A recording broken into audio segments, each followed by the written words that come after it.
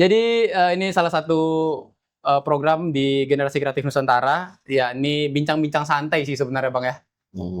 Jadi ya semacam podcast sebenarnya, lebih tepatnya mungkin ya berdiskusi kosong sajalah ya. Berangkat dari opini kita mungkin, keresahan kita mungkin, atau hal-hal yang mungkin bisa kita sampaikan ke luar, mudah-mudahan dapat respon atau banyak orang-orang mungkin yang terwakilkan nantinya dengan keresahan-keresahan kita.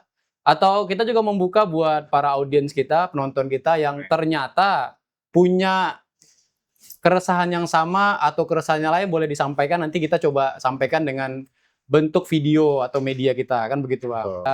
Mungkin sebelumnya perkenalkan dulu, saya Ipang, lebih dikenal sebagai Mbah Rogan ya, sebagai nama panggung. Oh, di sini saya bertindak sebagai host ya, teman-teman. Dan di sisi sebelah kiri saya ada dua orang bapak-bapak luar biasa. Bapak. Ya. Oh, masih muda. Bang E langsung nggak terima saya masih muda, bro. Langsung nggak terima. Ya, boleh dari Pak Erwin dulu deh, boleh perkenalkan diri dulu. Ya, saya Herwin Sagala.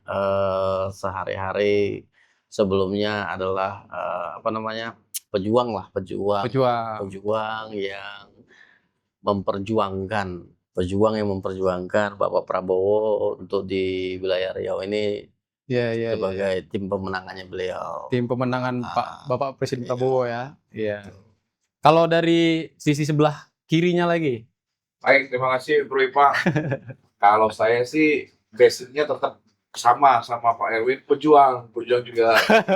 Pejuang. Ketua Generasi Kreatif Nusantara.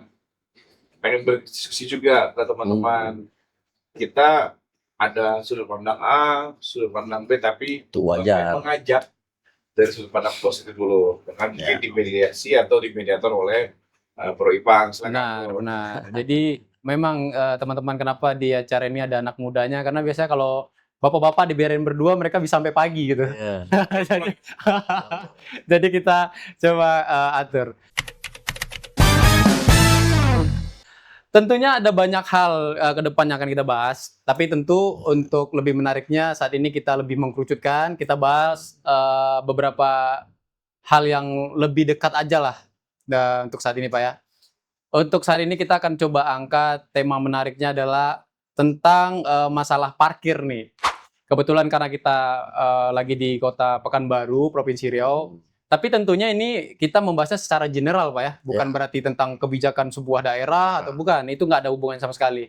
Karena kan gini, Pak, jujur aja nih, katakanlah saya pribadi ya, saya tuh sering mempertanyakan gitu ketika kita sampai ke sebuah katakanlah minimarket misalnya atau sebuah warung UMKM yang mana kan ketika kita selesai bertransaksi kita dimintai parkir kan begitu. Kenapa saya harus bayar parkir ini gitu? Fasilitas apa yang mereka berikan kepada saya sehingga saya harus membayar mereka kan begitu. Nah, mungkin kita mulai dari Pak Erwin sendiri lah dulu. Gimana Pak pendapat Bapak tentang itulah? Oke, baik. Kalau parkir, makanya kita bicara parkir ini kan sesuatu yang agak sesuatu yang unik sebenarnya.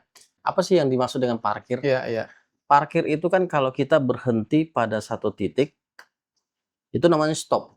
Iya. Tapi kalau kita parkir, berhenti, matikan mesin, dan kita keluar dari kendaraan kita, itu yang namanya parkir, kan begitu. Artinya supaya paham dulu nih, benar. parkir gitu loh. Nah, kemudian ketika kita sudah balik lagi ke kendaraan kita, petugas parkir menghampiri kita nih, kemudian minta jasa parkir, ya kan, jasa parkir kan jasa itu berarti kan, jasa parkir. Ya kalau saat ini kan ya parkir itu retribusinya kalau roda 2 saat ini 1.000, roda 4 2.000. Iya. Nah, artinya contoh misalnya saya pakai roda 4 nih, berarti saya kan harus kan memberikan uang sejumlah 2.000 kepada petugas parkir, kan begitu. Oke. Nah, tetapi ada yang unik lagi nih gitu loh. Yang unik begini, kan kita parkir di jalan umum. Jalan umum yang memang kalau kita bicara jalan umum memang kan negara yang punya. Betul. Artinya ada fasilitas yang disiapkan pemerintah. Ketika kita berhenti dan memberhentikan kendaraan kita dan kita keluar dari kendaraan kita kita bayarlah retribusi parkir itu. Tapi bagaimana kalau itu tidak di jalan umum, di luar jalan umum, gitu loh.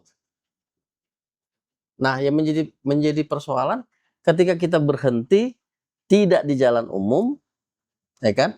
Tidak menjadi fasilitas umum, kita bayar parkir. Oke. Salah satunya contoh begini, misalnya kita lihat pelaku-pelaku UMKM lah ya, Iya. pelaku UMKM. Pelaku UMKM tuh membuat usaha mereka Benar. kadang-kadang di rumah mereka sendiri, Iya. ya, di rumah mereka sendiri tiba-tiba usaha mereka ini rame. Nah, karena rame banyak yang datang, coba cek beberapa waktu kemudian, kita nggak sebut berapa hari ya, beberapa waktu kemudian tuh petugas parkir tiba-tiba nongol ada di situ, Iya. nongol. Terus kutipin tuh retribusi parkirnya gitu loh. Nah, apakah itu menjadi satu bagian yang memang tanda kutip ya? Apakah memang pemerintah tahu hal-hal itu? Oke. Ya, artinya kalau itu pemerintah tahu, apakah itu menjadi fasilitas pemerintah Oke. yang memang harus layak untuk dikutipin sebuah retribusi gitu loh. Ya kita bicara roda 2 deh gitu loh. Iya. Karena kan itu yang paling cepat gitu kan. Kalau roda 4 mungkin harus space-nya besar atau segala macamnya. Roda 2 saja gitu. 1000 gitu loh. Nah, artinya begini. Kalau saya melihat yuk pemerintah ya dalam hal skopnya luas global aja kita Betul. bicara. Tolong diperhatikan dulu ini. Parkir yang mereka maksud ini seperti apa sebenarnya gitu Oke. loh. Kita ditagih parkir, tapi tidak di fasilitas parkir, kemudian, peruntukannya seperti apa. Nah, apakah itu juga kalau menurut saya, itu juga mempengaruhi tanda kutip juga pelaku UMKM tersebut gitu Oke. loh. Dia baru usaha apa segala macam, tiba-tiba karena dia rame, Dimintakin parkir gitu, Bang. dimintain parkir di situ. Oke. Itu pandangan-pandangan yang kita lihat sebenarnya Oke. terjadi saat ini gitu. Berarti kan akhirnya sangat lebar sekali, Bang, ya? Iya. Bisa merembet ke mana-mana nih. Betul. Nah, kalau dari Bang Hendy lah sendiri misalnya, melihat polemik ini gimana, Bang, menurut Abang soal perparkiran ini, Bang? Baik, terima kasih Bro Ipang. Dan panggil abang lah ya, jangan panggil bapak lah ya. Iya. Siap. Masih muda. Udah.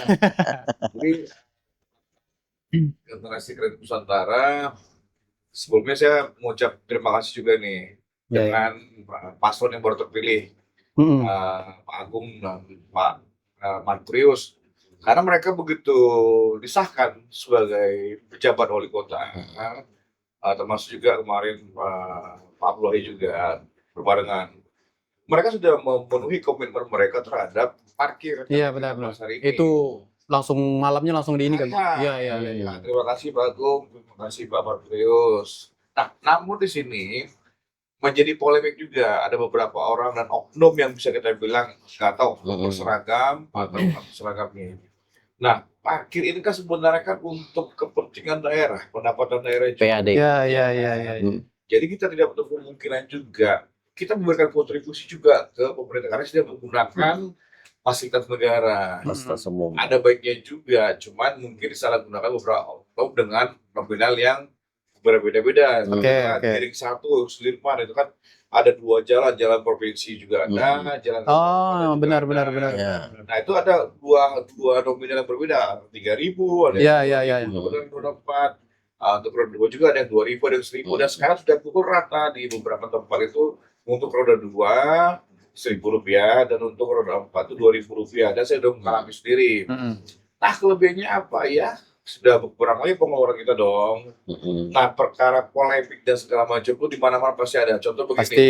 untuk UMKM itu kan kategori usaha kecil dan menengah. Betul. Nah, sebenarnya kan yang dikenakan parkir itu harusnya yang menggunakan jasa atau mungkin bidang bahu jalan punya pemerintah. Katakanlah Pekanbaru kan terkenal dengan kota 1.000 ruko ya. Benar. Untuk di Indonesia sendiri hampir rata-rata setiap sudut jalan tuh, sudut gang pun ada ruko yang namanya, biarpun dia cuma kios 2 lantai. Nah, di sini ini kan kembali lagi kita bicara regulasi pemerintah yang salah atau oknum yang coba untuk mencari peruntungan kita nggak tahu. Hmm. Pemerintah mengeluarkan IMB, izin mendirikan bangunan, kita katakan untuk usaha ya. Izin mendirikan bangunan itu tuh sudah ada kategorinya, sepersekian meter dari bahu atau as jalan. Kalau tidak IMB nggak bakal keluar dong. Oh, Dan kalau oke, mau oke. keluar IMB-nya tanda kutip, Hmm. siapa yang ngeluarin, oknum lagi kan Oke, begitu. oke, oke. Nah, kalau itu sudah terpenuhi, berarti sudah layak dikatakan sebagai tempat usaha. Oke. Dia memberikan space katakanlah untuk 10 meter nih dari bahu jalan atau as jalan ke Hmm. tempat titik usahanya dia. Nah, itu kan sudah tersedia space parkir lahan negara yang digunakan oleh pelaku usaha tadi itu. Mereka menggunakan bahu jalan tadi itu untuk space parkir. Ya, katakanlah 4 mobil atau 6 kendaraan sepeda motor. Itu sudah menjadi syarat untuk satu ruko. Nah, itu kan punya negara dan dikelola oleh Dishub nantinya untuk ya mungkin biar lebih rapi, diberdayakanlah ke vendor yang katakanlah ada beberapa vendor nantinya pengelola parkir. Nah, itu kan dikontribusi lagi ke negara untuk penataan biar penataannya rapi dan syukur-syukur tidak ada kehilangan. Ya, Contohnya ya, ya. helm, Ya, ya, ya. kendaraan yang bangun sistem. Nah, itu merupakan pendapatan yang mungkin kita bisa mendukung lah. Nah, kembali lagi ke UMKM ke dalam kategori seperti apa. Dan saat ini pun kita berterima kasih juga ada banyak aplikator-aplikator yang mungkin menggunakan jasa pengiriman makanan yang menguntungkan dari pihak UMKM. Nah, di sini kan mereka juga menggunakan kendaraan. Nah, dari sisi kan, dari satu sisi kan mereka mengambil jemput makanan dari gang-gang kecil pun, bahkan ada satu UMKM yang punya produk katakanlah cuma satu mie goreng, tapi di dalam satu aplikator itu dia pengen makan mie goreng ini.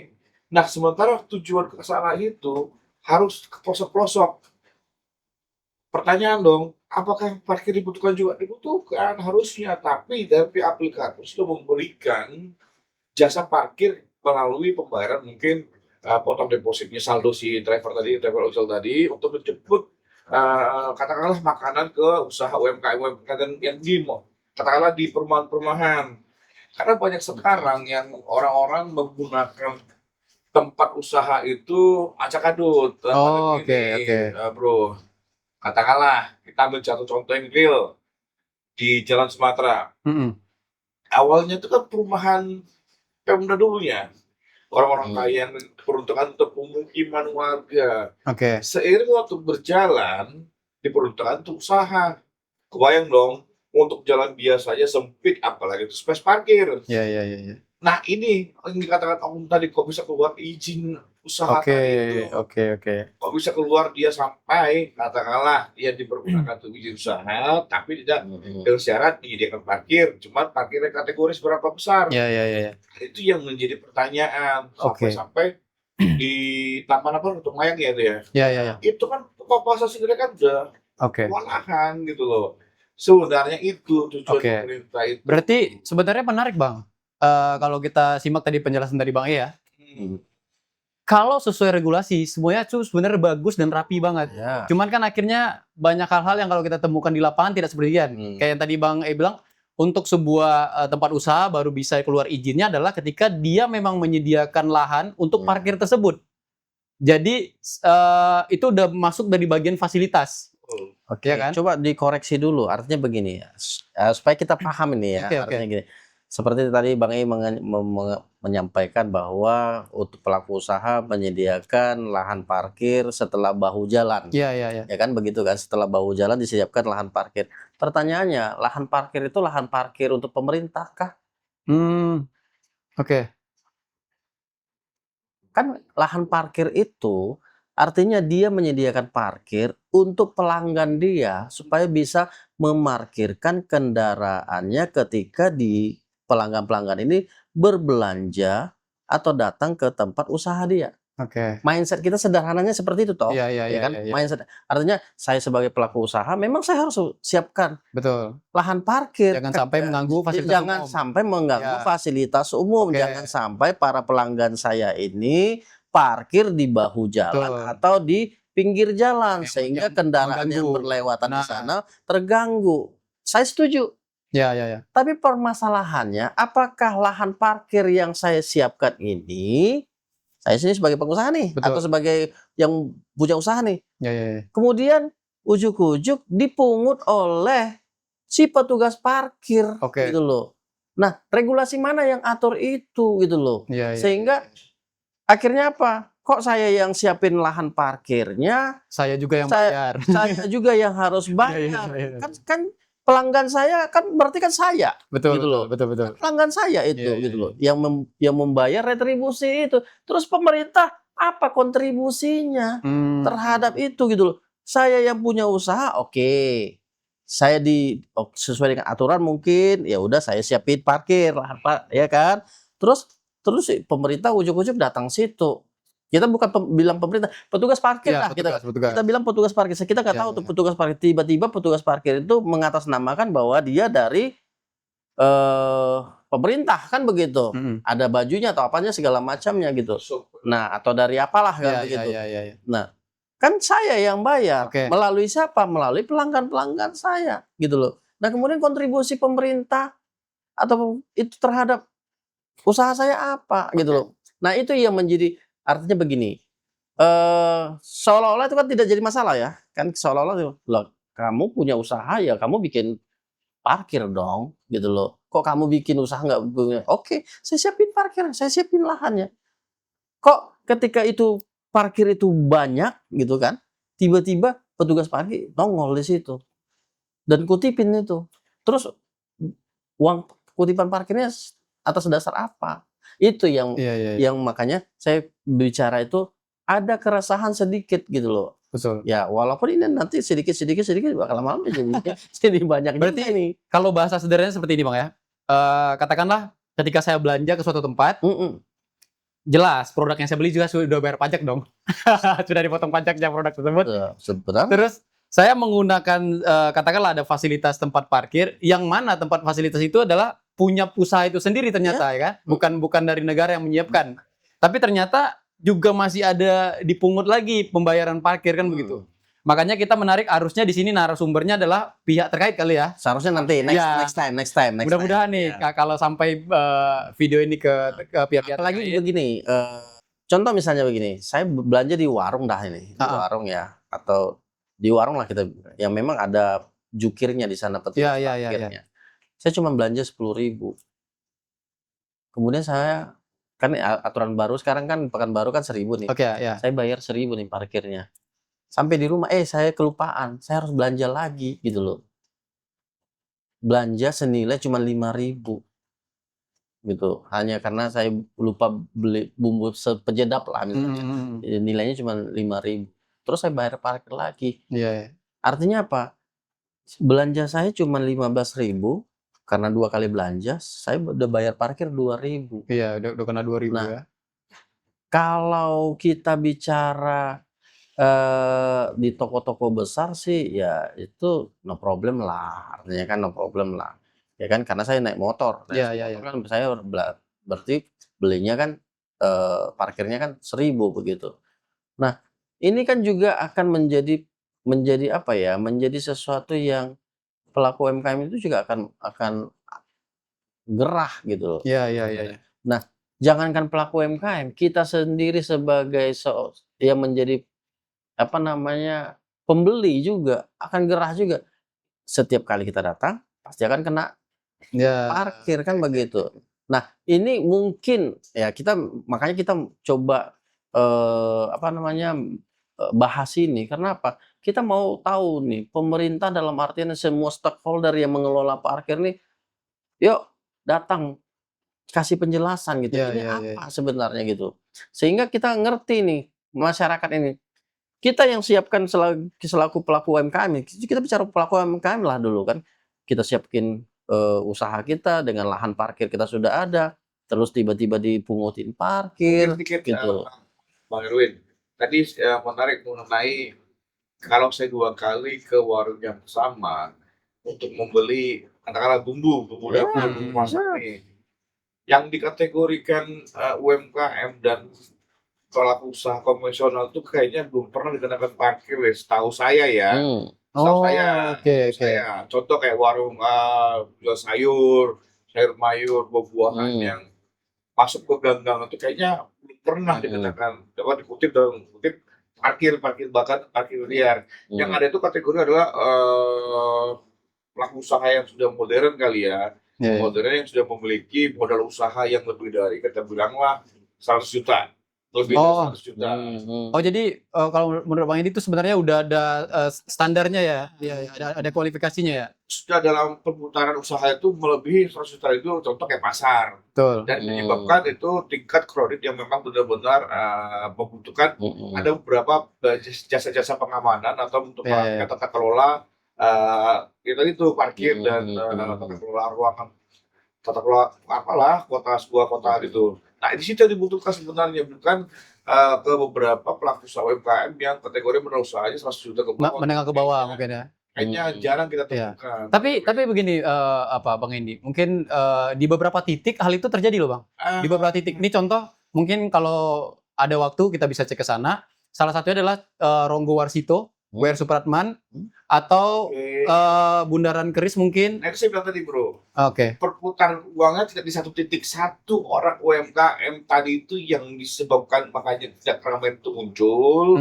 Tapi ada beberapa spot tadinya kan beberapa spot UMKM bergabung di suatu tempat. Saat ini perputaran uang itu lebih dari 100 juta bahkan 100 malam itu membutuhkan oknum untuk parkir menjaga keamanan karena memang crowded dong jalan situ tuh itu kita sepaham. Itu dia saja satu orang UMKM, suatu pelaku usaha UMKM dikenakan parkir kayaknya nggak pernah deh. Katakanlah kayak warung-warung di gang-gang gitu ya. Itu memang hampir jarang. Nah, memang satu sisi kan dibutuhkan pengawalan kepolisian juga dong. Betul. Kayak Ronggo memang apalagi malam minggu. Iya. Terus itu karena memang ada pelaku usaha, ada yang contoh yang pelaku usaha yang berisiko kayak kendaraan kecil yang disewakan itu tuh. Nah itu kan bertingkat risiko dan mengganggu pengguna jalan lain itu. Tapi kalau misalnya kita beropini saja Bang, kita tidak menyudutkan ada kemungkinan Bang, ada oknum bermain di sana yang dalam kategori sebenarnya itu udah bukan masuk kawasan yang memang diwajibkan untuk parkir, tapi mereka masuk di sana dengan tanda kutip ada orang-orang yang bisa melindungi mereka. Kayaknya di beberapa titik contoh Taman Alamayang aja misalnya, itu kan taman yang jelas-jelas fasilitas umum disediakan oleh pemerintah dan negara untuk kita bermain di sana, masyarakat bermain di sana, melepas penat, tapi kan tidak menutup kemungkinan, bahkan memang kalau kita di sana dimintain parkir gitu Bang. Nah, makanya harusnya kan ada space parkir dong. Tapi sama pelaku-pelaku usaha itu mohon maaf lah kita bilang penjual gorengan lah. Iya.